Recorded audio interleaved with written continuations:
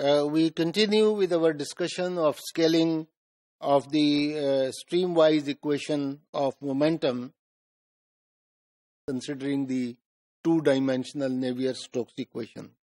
The viscous terms in the Navier-Stokes equations are in general small to the other terms when the Reynolds number is large. So this is obvious.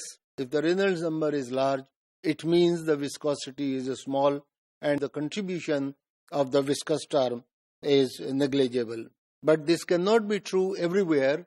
There will be some areas where viscosity has a role to play or it's showing its existence, and that is close to the solid body, because any fluid that is flowing past a solid body will have a no-slip condition.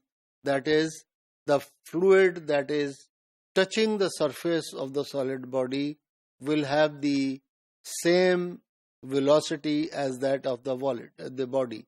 And if the body is not moving, it is stationary, then it means the velocity component, let's say u in that direction, in the x direction, will have a value equal to 0.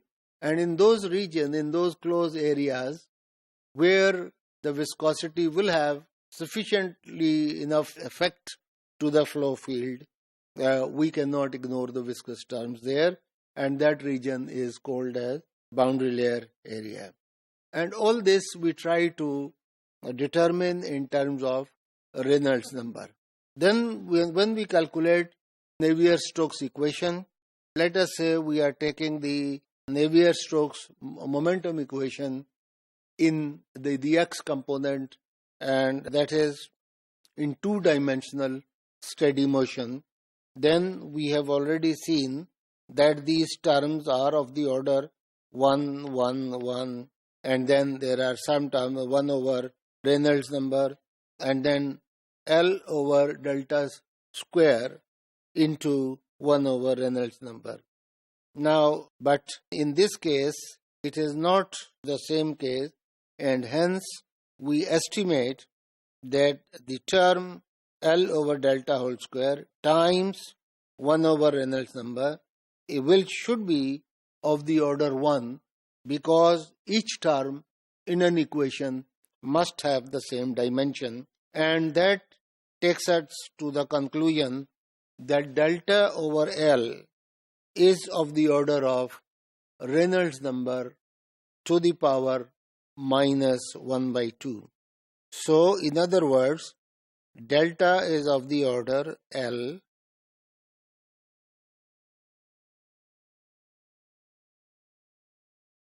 something like that.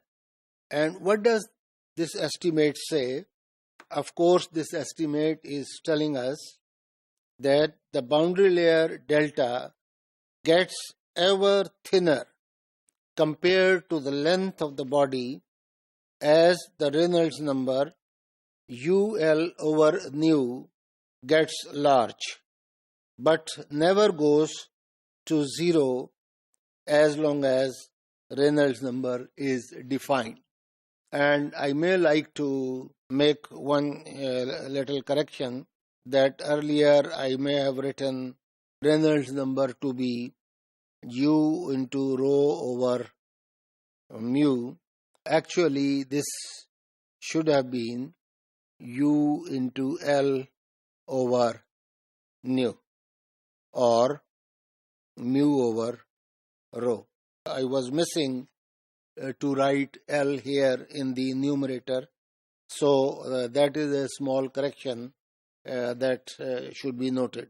So Reynolds number will be U L rho over mu.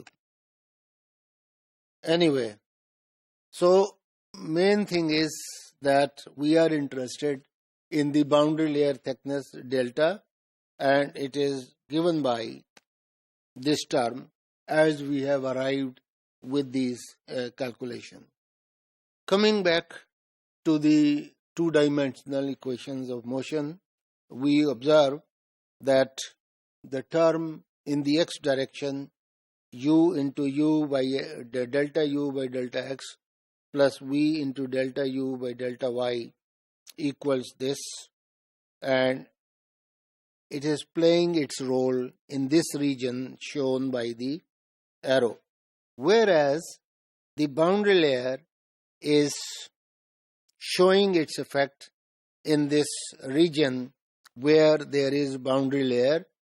You can see the thickness of this, the length of this delta is shown by the red line. So these are the significance of the boundary layer, and it's calculated, its thickness is evaluated by these dimensional analysis in the equation. The same thing can also be calculated analytically also, and we shall be doing that later on. So finally, and in the y component of momentum equation of two-dimensional Navier-Stokes equation will have the dimensions as shown here. Each term is of this order, and therefore delta by L is of the order of Reynolds number to the power minus 1 by 2. That will mean that it is equal to delta over L is of the order 1 over Reynolds number to the power half, or thus limiting approximation as Reynolds number become large, the dynamic pressure contribution term, that is partial derivative of dynamic pressure with respect to y, will be 0. And at sufficiently large Reynolds numbers, the equation of momentum balance in the normal direction then reduces to this, as we have shown. And so these are the pressure terms that will be contributing. That is the way they will make their contribution in these equations. The boundary layer equations therefore reduce to these values, and with its boundary conditions that the u at y equal to 0, that is, it is the surface where the fluid is touching the solid boundary. So u at y equal to 0 is 0. V, the normal component of the velocity at y equal to 0, is also 0. So what is this showing?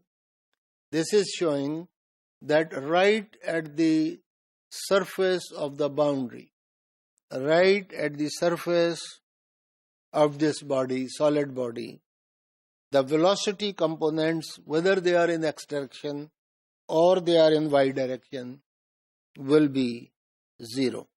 So thank you very much for your attention. However, we have just tried to show the thickness of the boundary layer in terms of dimensional analysis and just scaling, but we can work out the mathematical analysis and reach at the same conclusion also, and I will arrive at the same result.